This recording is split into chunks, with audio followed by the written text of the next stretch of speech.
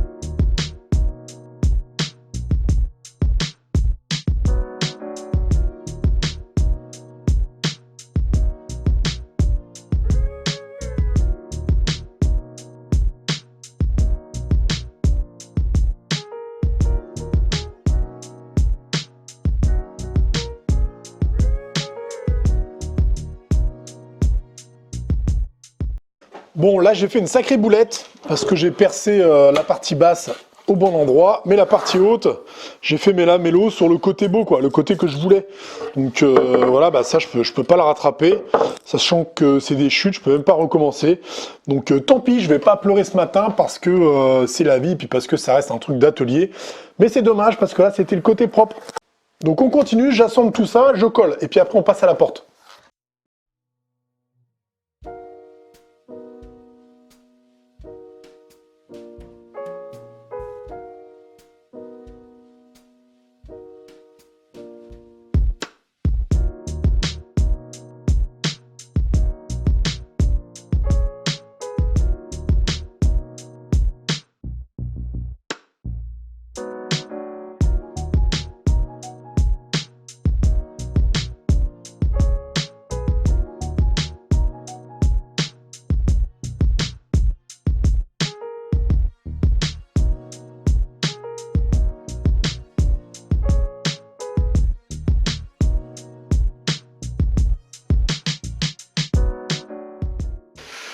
Donc je vous l'ai dit en début de vidéo, pour cette porte, on va essayer de se faire un petit peu de fantaisie, c'est-à-dire, j'ai pensé qu'on va se faire un petit cadre en chêne, à l'intérieur du Douglas, et à l'intérieur de ce Douglas, on va se faire une incrustation, genre peut-être comme ça, ou ronde, ou ovale, j'en sais rien, en bois exotique. Voilà, surtout pour tester mes bagues à copier et la technique d'inclusion que je veux travailler. Donc chêne, Douglas, bois exotique rouge, pour essayer de donner un petit peu de fun à ce meuble, et puis surtout pour travailler, pour s'entraîner. Allez, go!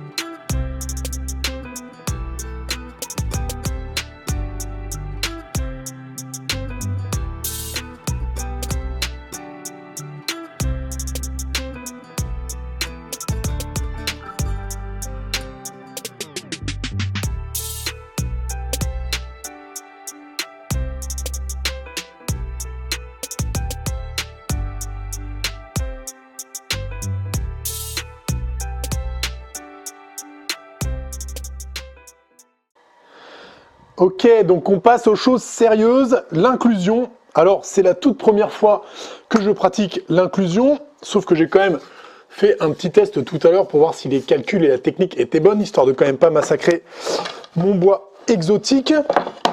Alors, le principe est assez simple. Il vous faut deux bagues de copiage différentes. La formule est la suivante. Rayon de la grande bague moins rayon de la petite bague égale le diamètre de la fraise. Ok? Donc si vous gardez cette formule-là en tête, vous allez pouvoir réaliser l'inclusion. Donc j'ai pas appris tout seul, hein, j'ai appris peut-être comme vous sur YouTube en regardant les vidéos de Yann de la chaîne Crazy Birkenwald. Alors c'est pas facile à prononcer, mais je vous mettrai quand même un petit lien dans la vidéo parce que le tuto est super bien fait et il explique très bien. Alors je le connais pas, par contre je me suis permis de lui envoyer des messages en MP parce que je n'arrivais pas à trouver les bonnes bagues qui vont sur ma Triton, impossible à trouver, et il a su me conseiller, il a été très sympa. Donc Yann, merci si tu mates cette vidéo, et vous, je vous invite, si vous voulez apprendre la technique, à aller voir son tuto. Donc là, On va commencer avec la petite bague pour découper. Alors ça, c'est la forme qu'on va faire. On s'en fout un peu, c'est vraiment pour tester aujourd'hui l'inclusion, hein. Alors, on utilise la petite bague pour découper la partie qui reste à l'intérieur du gabarit. Ensuite, on utilisera la grande bague pour faire l'inclusion dans la porte. Et donc, ce sera la partie qui restera sous le gabarit. Alors, on essaye, on y va en vidéo et on va voir si ça fonctionne.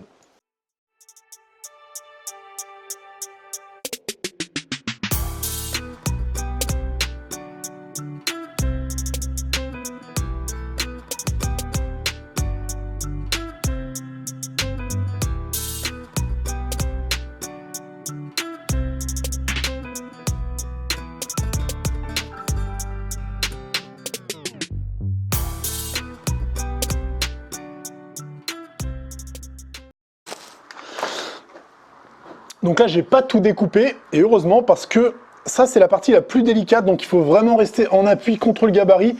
Là, on peut se rendre compte que mon gabarit est quand même pas très large, j'aurais pu me donner un peu plus de marge de manœuvre pour avoir un meilleur appui.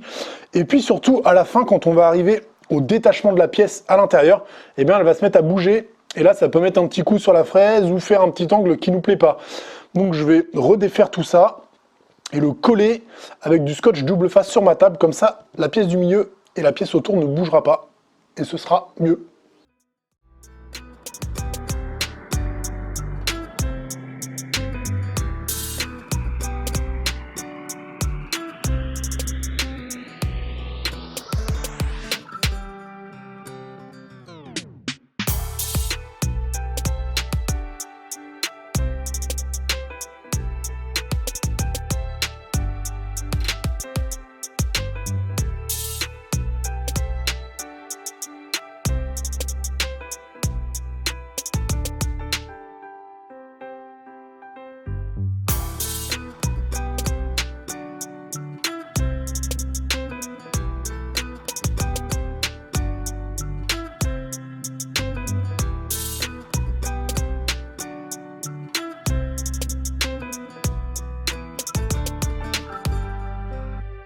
Bon, ben voilà ce que ça donne. J'ai ressorti mes lamellos, c'est marrant. Le surfaçage est pas mal. Ah, tiens, ici j'ai un petit bout qui m'emmerde. Voilà, je regarde qu'il n'y ait pas de grosses aspérités. Ah, ici j'en ai une aussi, donc il va falloir que je gratouille 2-3 trucs quand même. Et puis, j'ai l'impression que ça va y aller, hein. Alors peut-être un peu, à mon avis, en force. Et puis si jamais je le rentre dedans, je vais jamais pouvoir le ressortir, donc je vais tout de suite le coller et essayer de le rentrer dedans. Voilà. Ah, ici, on voit que la fraise, elle est rentrée à quelques endroits, hein, mais c'est pas grave, le contour est parfait. Ça, c'est parce que mon gabarit est un petit peu large pour la surface de ma semelle, donc il y a des endroits, il fallait vraiment bien s'appuyer sur le bord.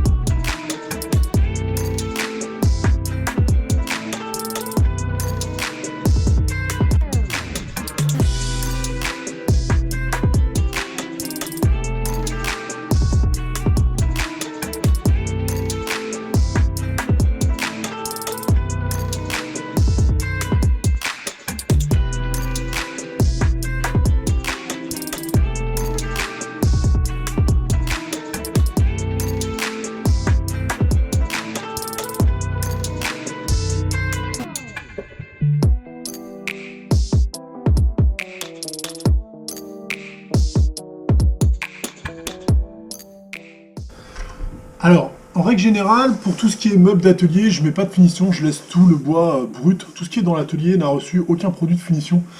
Mais là, je suis vraiment curieux, j'ai vraiment envie de voir ce que ça donne, si ça sublime un peu toutes ces différences d'essence de bois.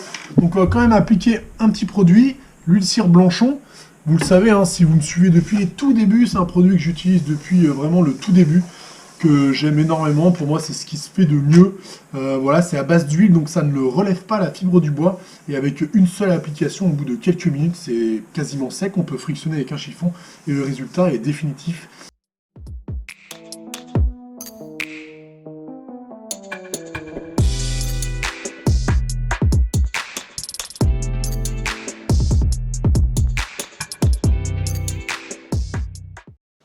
Alors, ces petites charnières. J'utilise beaucoup, moi, de charnières comme ça. Des charnières freinées. Alors, celles-là, elles viennent de Kin, hein, parce que je les avais trouvées là-bas pendant un moment, mais elles sont pas forcément moins chères que sur Amazon, en fait, donc je les achète plus là-bas. Sauf que j'ai du stock. Ça, ce sont donc des charnières freinées, type meuble de cuisine, au perçage diamètre 35. Alors il y a plusieurs tailles, hein. 35 c'est ce qui fait de plus sérieux, de plus costaud, je pense que c'est ce qu'il faut acheter. Sur une porte comme ça on va en mettre 2, mais dès qu'on va dépasser le mètre, je pense qu'il faut en mettre 3, parce que ça supporte quand même bien la porte, et puis ça l'entraîne tout comme il faut. Donc il faut percer avec une fraise comme ça de 35 mm, sauf que c'est pas facile de mesurer. Ce modèle-là, par exemple, hein, c'est normalisé, c'est standardisé. Il faut percer à 21,5 mm. Worldcraft, eux, ils vendent ce petit kit-là, ce petit gabarit de perçage qui s'adapte à toutes les charnières, du coup, hein, que ça soit 35 ou une autre taille. Et cette petite fraise avec, donc c'est quand même vraiment pas mal. Donc il me suffit de tracer, donc on va dire là qu'on la met à allez, 10 cm. Ensuite, j'utilise mon petit gabarit que je viens mettre ici. Là, je lui mets un petit coup de pointeau pour que quand je perce après la petite pointe ici, elle vient bien se mettre dedans, parce que là, on est précis, on est vraiment proche du bord, hein, regardez. Donc là, faut pas que ça ripe, faut pas que ça déconne, et il faut que ça perce bien droit. Donc, il faut absolument utiliser une perceuse à colonne, c'est quasiment indispensable, ou alors un gabarit avec une perceuse. Je vais percer mes 2 trous là, ensuite les charnières elles vont venir se mettre dedans nickel comme papa dans maman, et ensuite je retourne ma pièce, et j'ai ces 2 petits trous là, je vais aller appuyer dans mon meuble là-bas, pour visser l'autre partie, et après tout ça est réglable, donc normalement ça se passe super bien avec ça. Allez, on y va.